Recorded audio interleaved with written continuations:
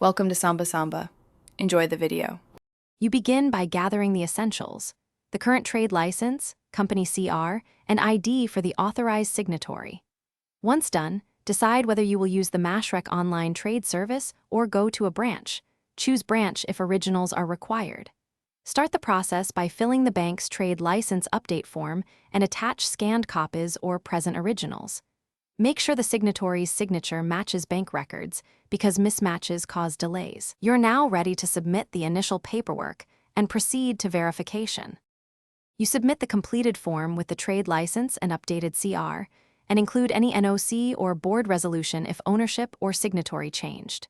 Then, pay the update fee and take a receipt with a reference number so you can track progress. Mashreq will run KYC and AML checks and cross-check the company's stamp and signatures. This is why originals are sometimes required. While waiting, monitor the reference number online or call relationship banking. Preparing certified copies in advance will speed up any requests.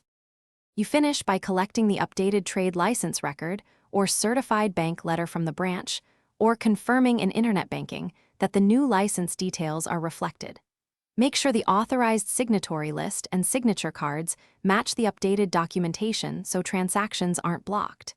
If you need official bank letters for regulators or suppliers, request them before leaving. Troubleshooting tip: if verification stalls beyond the stated timeframe, use your reference number to escalate to your relationship manager and supply any missing originals immediately to clear the hold. Thanks for watching. Consider subscribing if we helped you.